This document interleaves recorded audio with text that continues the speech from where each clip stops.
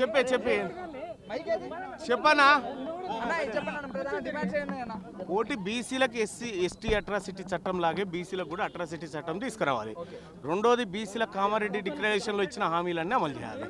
Atrocity చట్టంలో ఏది మొన్న కుమ్మెర గ్రామంలో బీసీ అమ్మాయిని తొక్కి చంపినటువంటి రెడ్లను తక్షణమే అరెస్ట్ చేసి వాళ్ళపైన హత్యాయత్నం కేసులు పెట్టాలని చెప్పి హత్యానేరం కేసులు పెట్టాలని డిమాండ్ చేసి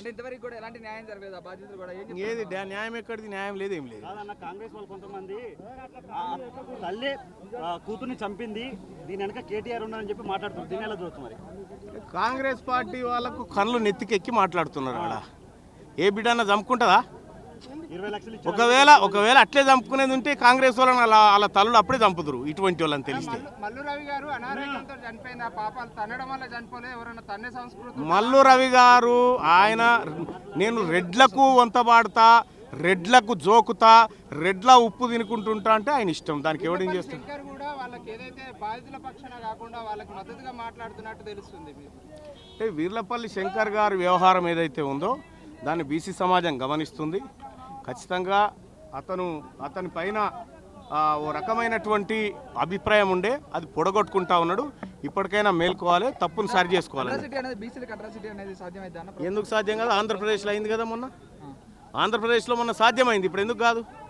మీకు చట్టాల మీద గౌరవం లేదంటే డీసీపీ అన్నాడు ఒక ఛానల్ తో మాట్లాడుతూ, హత్యా నేరం ఎట్లా మోపాలి పోస్ట్ మార్టం రిపోర్ట్ రాకముందుకే వీళ్ళకి అవగాహన ఉందా, గౌరవం ఉందా అంటున్నారు. మరి ఆ సన్నాసికి నేను చెప్తా ఉన్నాను ఇక్కడి నుంచి, పోస్ట్ మార్టం రిపోర్ట్ రాకముందుకే ఎట్లా పెట్టాలన్నాడు కదా.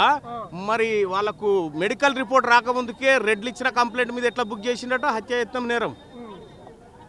చట్టాలు ఆయనకే తెలుసు అనుకుంటున్నాయో యువతలను కూడా తెలుసు. ఖమ్మంలో కూడా ఏదైతే బాధ్యత దాన్ని ఎలా చూడొచ్చు? అంటే ఒకటి, ఖమ్మంలో క్లియర్గా పేదవాళ్ళకు సంబంధించిన భూదాన్ భూములకు ప్రభుత్వానికి సంబంధం లేదు. ఇది భూదాన్ యజ్ఞ బోర్డు యాక్ట్ 1950 సెక్షన్ 14లో క్లియర్గా ఉంది. భూదాన్ భూములకు ప్రభుత్వానికి సంబంధం లేదు. అక్కడ వారెవరికి జరగాలి? భూదాన్ భూములకు జరగాలి, భూదాన్ బోర్డుకు ఆక్రమించుకున్న వాళ్ళకి మధ్య జరగాలి. దొంగతనంగా ప్రభుత్వం వెంటనే ఆ భూములు కొల్లగొడుతుంది. అందులో మొదటి దోషి ప్రభుత్వమే. ఇక రేవంత్ రెడ్డి నోరాపేండ తట్టనా అది. ఇప్పటికీ 2 విషయాల మీద ఎలాంటి స్పందన లేదు రేవంత్ రెడ్డి. ఒక రాష్ట్రానికి ముఖ్యమంత్రి అయ్యింది, ఎలా ప్రెస్ మీట్ కూడా పెట్టలేదు. ఇక ఆయనకు కావాల్సింది వేరే. ఆయనకు అంత సినిమా లేదు, సీను లేదు, అతనికి దాని పట్ల అవగాహన లేదు.